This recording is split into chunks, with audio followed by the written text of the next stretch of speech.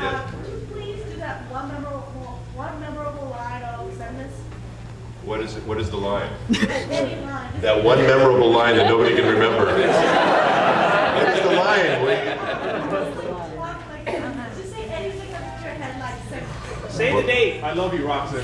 I love you, Roxas. What's that? Oh, God. Be mine. Come to the dark I love you, Rico, be mine. Come to the dark side. Honey, are you doing bedroom talk again? Yeah. That's how I am at the breakfast table. Pass the salt. All right, so we have the question. What's the weirdest thing you've ever been asked at a panel, and you're not allowed to say that question? What is wrong with you guys? Mine would be, because I don't know if this is, for Resident Evil people, I was asked, what was the character? They asked, okay, you guys know the game better. Apparently he kidnaps, he has Jill for a while. Yeah, they wanted to know what sexual things I'd done to her. In detail. And yes. You know, it was a short panel, so I really couldn't go on. The Jill pie? That was mine. Pie? What's that? No, I like pie. Jill pie? Jill pie? Jill sandwich. That's a Jill sandwich. Jill pie will be an RE6, I think. So. Saturation. Oh, God.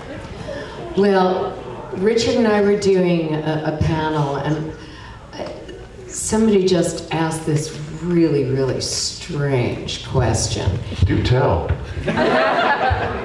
They said, Richard is so tall and you're so short. Oh. How do you...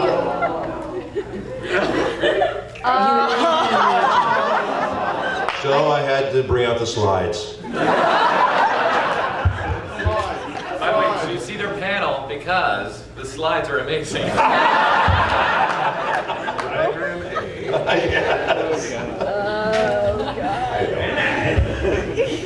I've had people. I've had a couple people. I've signed body parts before. I think most of us have. Like I signed my arms. I've signed cleavage, whatever.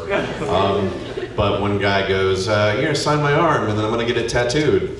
And then another girl did that. So I have two people with my autograph on them permanently. And you changed your autograph after that, didn't you? and no, that's not creepy at all. I had one time this lady came up to ask if I would sign her boob, and Ellyn was sitting next to me. I said, "Well, you have to ask my wife first." And so she kind of, my wife gave her the once over and said, "Okay, I guess I'll be all right." So she had. They were huge, and I found myself. She must have been 500 pounds. But she had huge boobs, and I found myself. It went with the territory. I'm like holding one to sign it, like. And I realized, oh crap, I'm holding her boob. But when Richard asked me, he said, "Honey, what do you think?" I thought, she's not going to get a lot of action. Honey, go for it. If you have permission, it doesn't count. If you do it in another voice. I actually enjoyed it. I said, "You want me to sign the other one?" All right, question right here wants to know what you do to warm up or get ready for voice acting or to do a character. Very good question. Very good question. You want to go first, Kyle Hebert? Well, if it's a 9 a.m. session, all I do is drive through McDonald's and get an Egg McMuffin. No, I actually don't have a regimen. I don't really have any sort. I don't sing scales or. I talk to myself a lot, but not because I'm prepping for a session or anything. I do that anyway. I'm brushing my teeth, shaving, trying to come up with a. Ooh, that's a good voice. I'll try that one.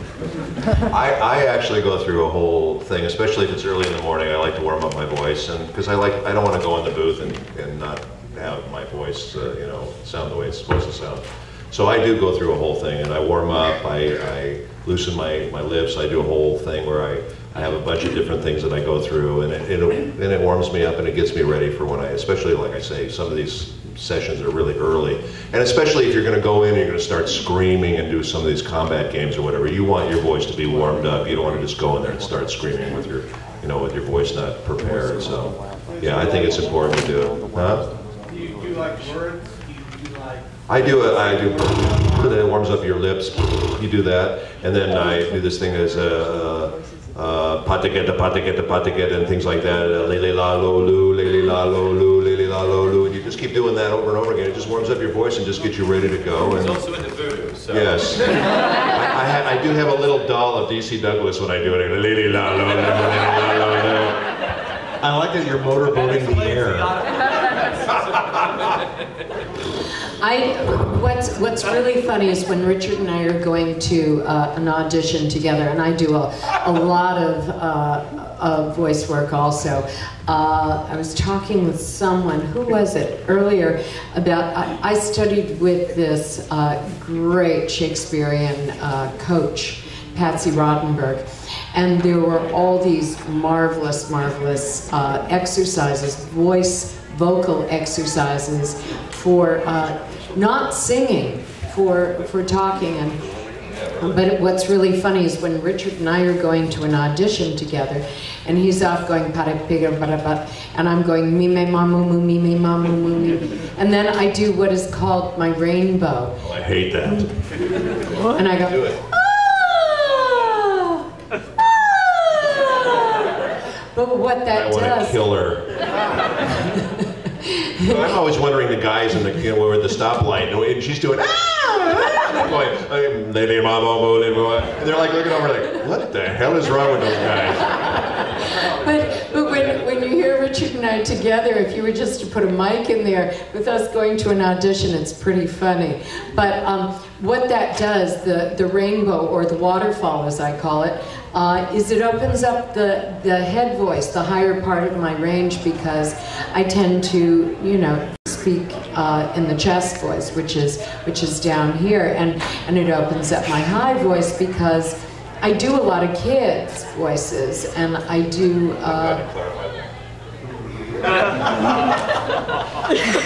He is just so wrong. This is why he does do the outtake panel. And you'll notice that most of the outtakes are his, being inappropriate.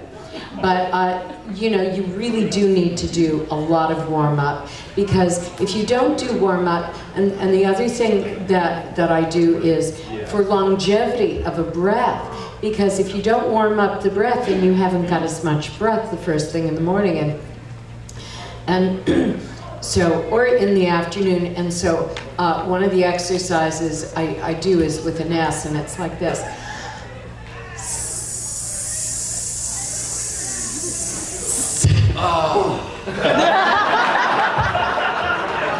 Did you have beans for lunch again, DC? The air out of the tires there. You want to plug that leak. But you do it until you run out of breath.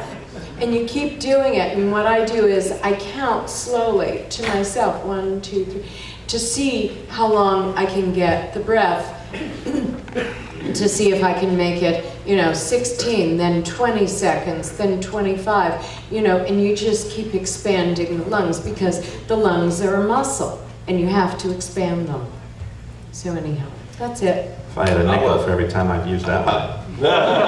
It's funny is because I'm kind of like Kyle in that I usually don't have, if it's in the afternoon, I usually don't need to, because I'm already warmed up from the day, and I also do a lot of stuff from my home booth, commercial stuff and all of that. So, oh yeah, okay. I don't know where it was, but I'm sure there was something dirty in there. But anyway, so but what happened though is about 8 years ago or something, I had a tumor here that I didn't know was a tumor. I thought it was just like a thing, whatchamacallit, a mole. It's not a tumor. It's not the tumor. I thought it was a clear mole, but it turned out it kept getting larger, and apparently moles aren't supposed to do that. So it turned out it was a basal cell tumor. They had to remove about a quarter of my lip, here. I forgot what side it was on. Quarter of my lip, and so and it was one of those great things when I was going in. They go, yeah, so we're gonna get that out. We're not quite sure how much of your lip we're gonna take out. And I'm like, right on, and I'm an on-camera actor. But it turned out it actually stretched pretty well. The scar is pretty, not that bad. But what happened because of that is that in the mornings, or if it's cold, my lips are so tight that my articulation if I'm doing voiceover, is horrible. So I had to start doing warm-ups, especially in the mornings or if I hadn't been talking, in order to get any kind of articulation. It's not funny, I had cancer! This guy's laughing over here. But like for me, if it would be, because I don't remember things, people's names, what I'm supposed to be doing, any of that, or exercises. But the one I can remember at least is the alphabet. And so basically I just run through the alphabet, A, B, B, B, B, B, B, B, B. And this is basically, and stretch it out all the different ways that I can, So, especially when you get to the W's, W, W, W, W, W, W, go through all of that. And that, by the time I'm done with that, I'm usually the lips are fairly warmed up after that. And it also helps get the phlegm out, because usually there's that morning rush of phlegm that happens usually about an hour after you're awake. And if you're especially because I work from home sometimes, I'll get in there with a client and I'll start recording with them, and about 10 minutes in I was like, oh wait, sorry, here's the waterfall of phlegm. Just kidding. I'm sorry, one second. So, on that gross note, I'll turn it back over to him. It's a shame this is under 18. There was a lot of stuff there. Hands, come on. Yeah, a lot of them. Right here, go ahead.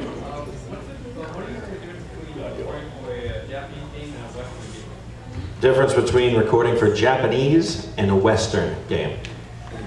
Like a Western with a sheriff.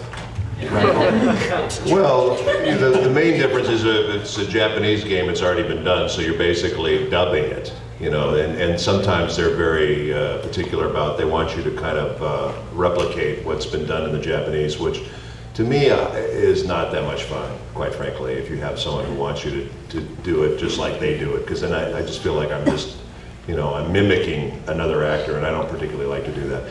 When we do it, original stuff over here, we're basically just doing the dialogue. We're not looking at the finished thing. We're not trying to match the lips. We're just coming up with a character so we can just do it and be that character and not worry about any of that stuff. So to me, that's a lot more fun as an actor to do that sort of thing. Yeah, the animation's usually not done at that point, or it's very rough. So we have to match the timing of the Japanese audio. If it says 10 seconds, then we have 10 seconds. We can't take 11 seconds. Or if it's too short, then we'll rewrite the line to make it fit. And then they kind of sync our take up with the Japanese one. And it's okay, it's exactly, it's 0.3 frames too long. Sorry, do it again. Yeah. Like DC, I am also an on-camera actress. She's an on-camera actress? She's a wonderful actress. I did not know that. And a wonderful dancer. Anyhow, when you're an actor, what you're doing is you're creating the character from scratch, which means that you read the story, you read the biography, you do a lot of research into the character, you have rehearsals, you have a process that you go through in order to create the character. When you're doing it Japanese animation, sometimes you get like 2-3 lines, and that's all you get, and then the rest of what you get, you're trying to create from what you're seeing on screen. And they don't have the time to show you the entire product. You see 2-3 lines and they go, okay, what do you got? And so when you're doing original animation, you get to create a character which is closer to film or stage or on camera.